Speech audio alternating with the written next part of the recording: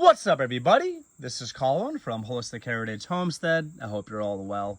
I'm going to teach you folks all about microgreens. These are awesome, and I think everybody should be growing microgreens. They're very, very easy to grow, and they're packed with flavor, packed with nutrition, and they're so versatile. You can use them in so many different ways, okay? There are many different types of microgreens. There's actually hundreds of types of microgreens, so you have lots of options, which is really cool. And please watch this full video because I'm going to do a deep dive and really get into some things that you might not find on other videos, folks, okay? So they are typically, I'd say commonly, brassicas, okay? Also, sunflowers are common. You could also, grasses and cereals like wheatgrass, for example. Things in the amaranth family. There's lots of different options. Legumes like peas, for example. Lots of different options. And the beautiful thing about microgreens is you don't have to wait for a mature plant. That can take 60 days, 90 days, maybe more, okay, for harvest. So they're ready very quick. That's one of the major benefits of microgreens. You can begin to harvest these as soon as they sprout, which is days, okay? Not even weeks, days. And the best time to harvest microgreens is after they develop their true leaves. Now, what do I mean by true leaves? Well, the true leaves are the leaves that actually photosynthesize, okay?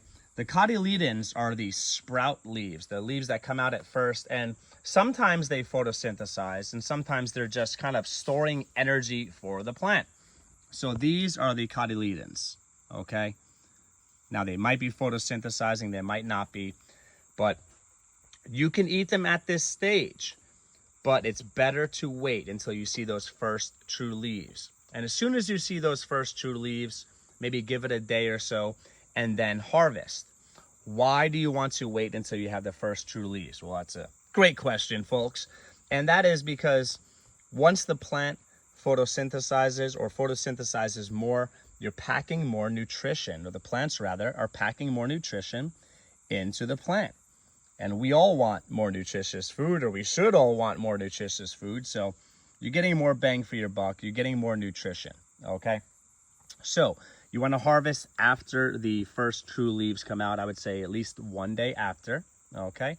And you just take some clean scissors. There's an important tip for you folks. Anytime you're gardening and you're cutting things, whether you're thinning or you're harvesting, if you're pruning, anytime you're doing any of those gardening things, you want to make sure your scissors are disinfected, that they're clean, or your snips or whatever they are, that they're clean, because if they're not clean, you can move unwanted microbiology, okay? Things like diseases, okay, from one plant to the next.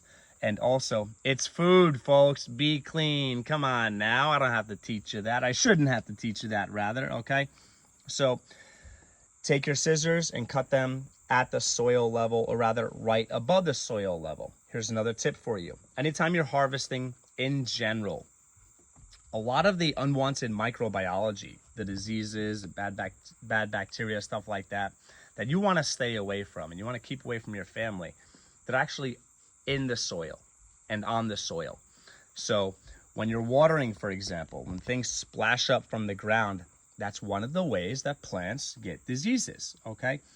So when I say right above the soil level, I don't mean right above the soil level. I mean, give yourself at least a few millimeters, maybe half a centimeter above the soil level, and then you should be safer. The plant should be safer to eat than if you're cutting at the soil level, okay?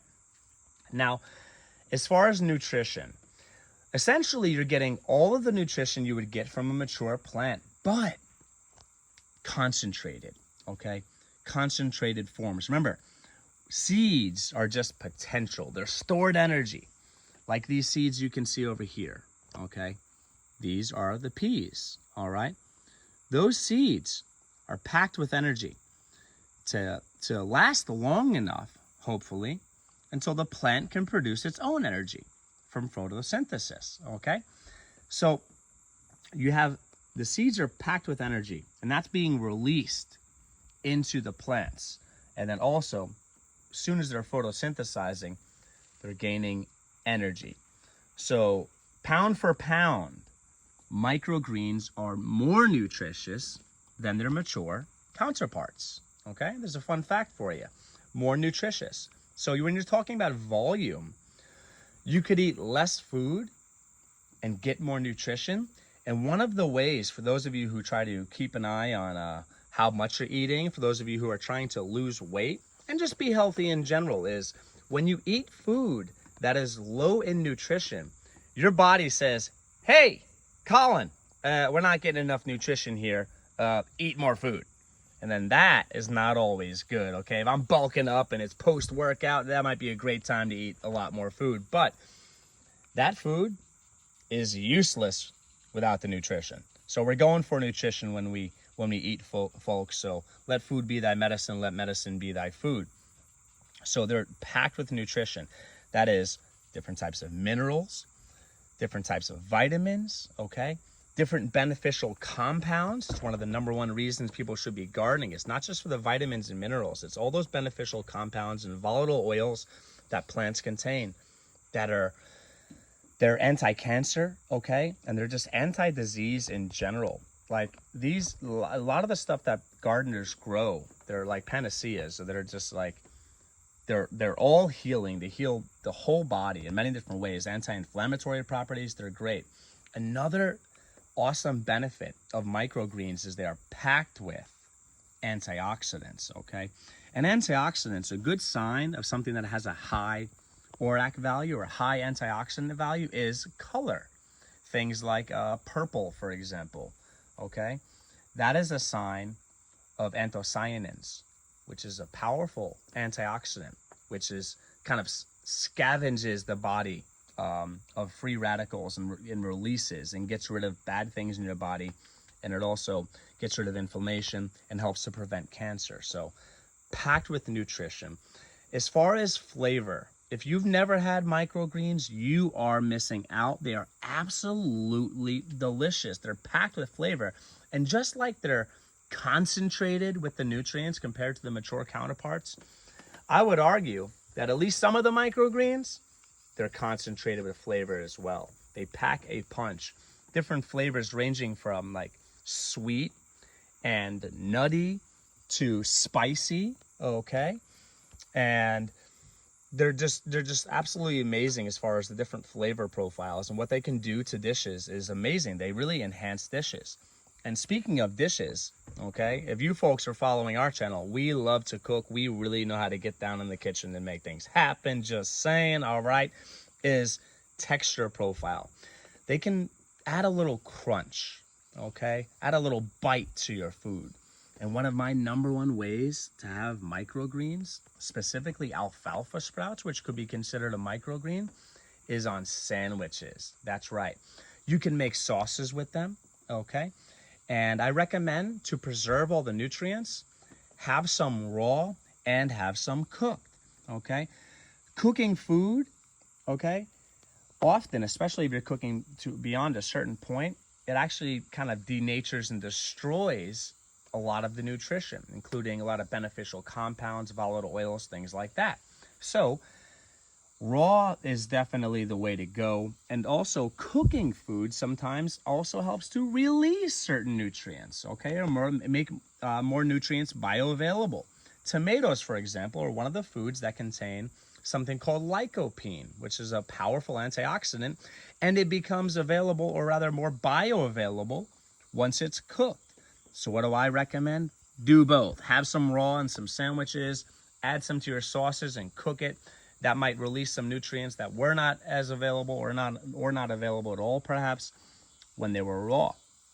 And what's really fun is, I might do a video on this in the future, is kind of cooking in layers and just adding your ingredients at different steps of the cooking process. Like I've already thought about making a pesto with this, so adding this to pesto.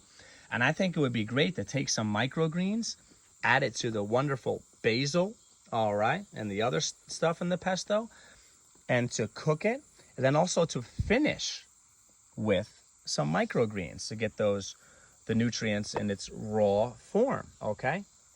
You might see microgreens frequently being used at different restaurants around the world as a garnish, as an edible garnish. So they're also beautiful. They also just really add a beauty to your dishes, especially the colorful ones, okay? Hey, green is a color. Let's not ignore that, folks, okay? The green ones I think are beautiful as well, all right? And they add a nice look. They just enhance the aesthetics, okay? Improve the aesthetics of the dishes. And that's always fun because you eat with your eyes and then you eat with your nose and then you eat with your mouth, all right? Hopefully you folks know what I'm saying. You understand what I'm saying. So definitely can make your dishes more beautiful. It's a way to also add height to your dishes. Imagine a pasta dish, okay? Take some of these microgreens after you cut with some clean scissors or whatever, add them on top, boom.